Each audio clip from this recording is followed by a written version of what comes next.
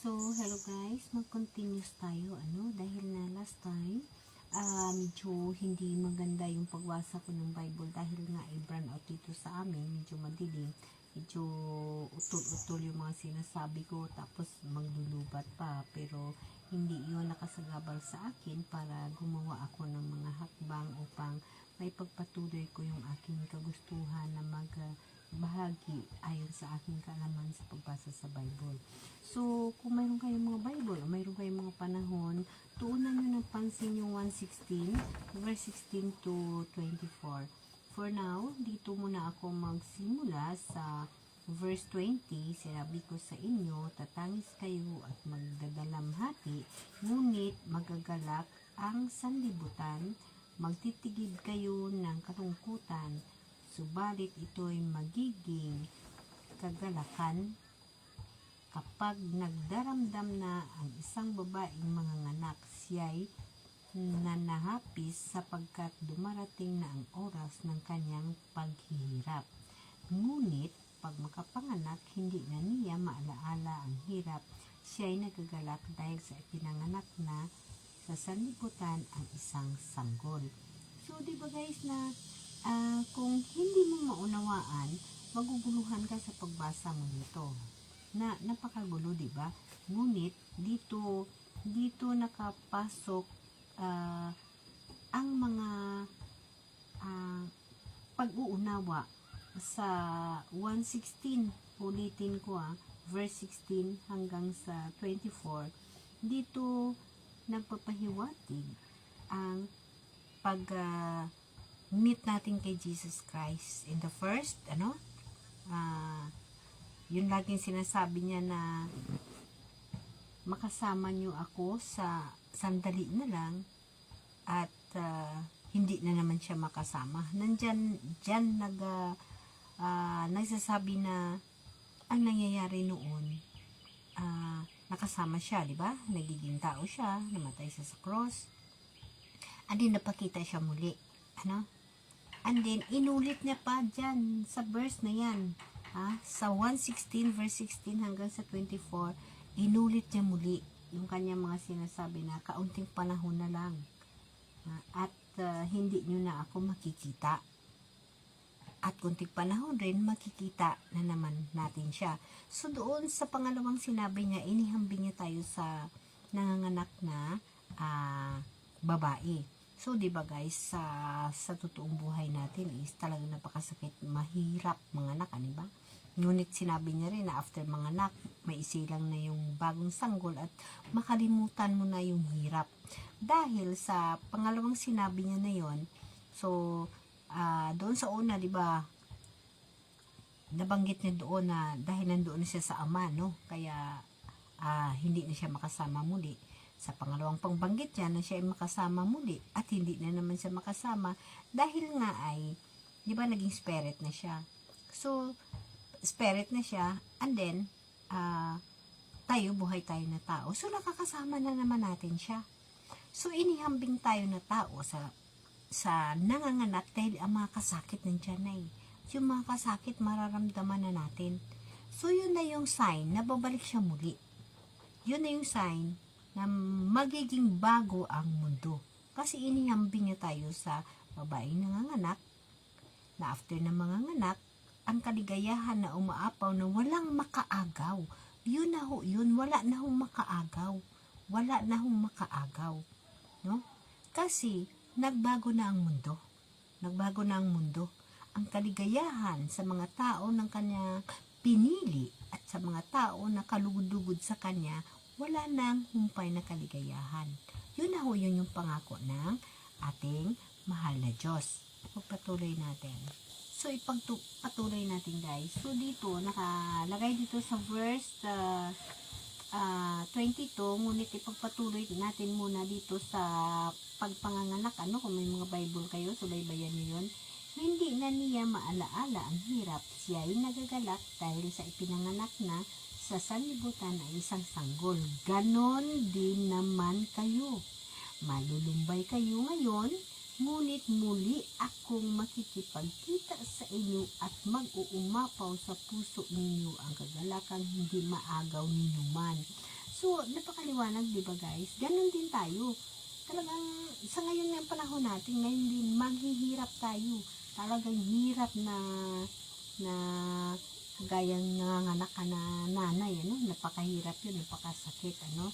Ngunit, magpapakita muli sa atin ang mahal na Diyos. So, ito na yung pagpapakita niya sa atin na judgment. Kasi, dito na yung nilalagay niya na mag-uumapaw sa puso ninyo ang kagalakang hindi maagaw ni numan. O, diba? Wala namang kaagaw ni numan, wala nang kaaway. Kasi, judgment niya na bumalik na siya, nagpakita na siya. Diyos na Ama yung kasama natin. Okay guys, ipatuloy natin. So, ito guys, napakaliwanag. Hindi na kayo kailan magtanong sa akin sa araw na iyon. Tandaan ninyo, ano manghingi ninyo sa Ama, sa aking pangalan ay ibibigay niya sa inyo. Diba napakaganda? Napakagandang sinasabi niya sa atin. So, yun na kasi yun yung huling pagpakita niya sa atin. Yun na yung huling judgment. At saka wala na So, again, hindi na kayo kailangan magtanong sa akin sa araw na iyon. Tandaan ninyo, ano manghingi ninyo sa Ama, sa aking pangalan ay ibibigay niya sa inyo. So, propesya ho yan guys. So, kumbaga yung pangatlong sinabi niya ng pagbabalik, yun na ho yun. Yung kanyang pag-judgment sa atin na inihambing na tayo sa kasakit ng nanganganak kasi sobra hirap po yung ating mga maranasan yun, yung mga sign na yun, mga lindol, mga gera, ganun ho. Ngunit, no,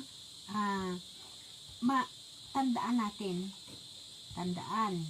anumang hingi ninyo sa Ama ay kanyang ibibigay sa kanyang pangalan. Kasi, kumbaga, yung panahon na yun, piling-pili na yung mga tao.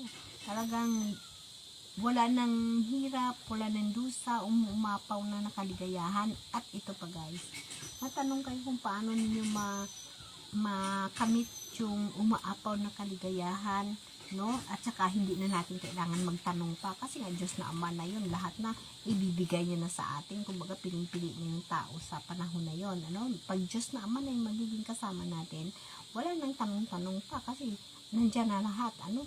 Piling-pili na. So, ang tanong, unawain ninyo ito na mabuti. Ang pinaka-last na verse niya, hanggang ngayon wala pa kayong hinihingi sa Kanya sa pangalan ko.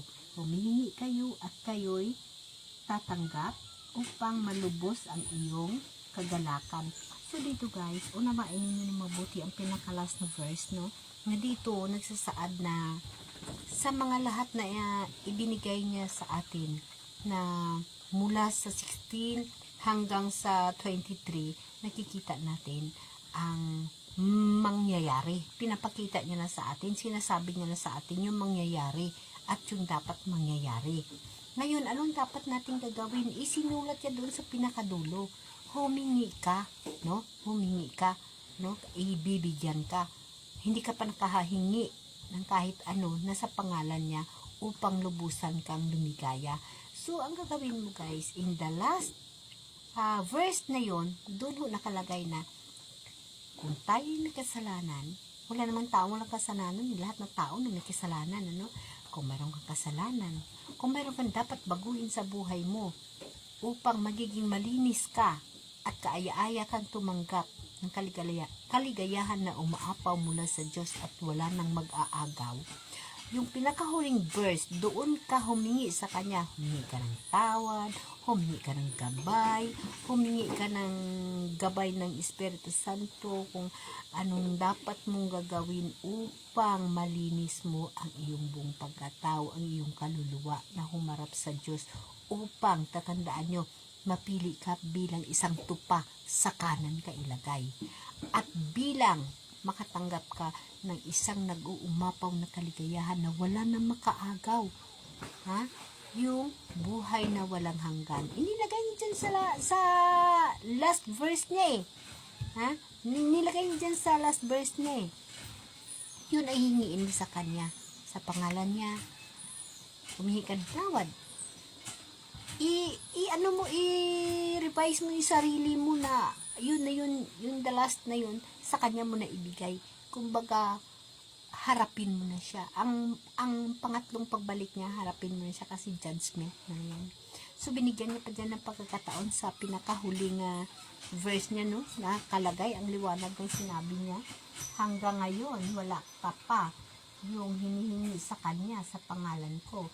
Humingi kayo at kayo'y makatanggap at lubos ang inyong kaligayahan. O, diba? So, humingi ka sa kanya ng tawad, gawa ka ng mga karapat-dapat o kaya-aya sa mata ng Diyos para tanggap mo ang kaligayahan na lubos. Okay, guys? Amen? Amen.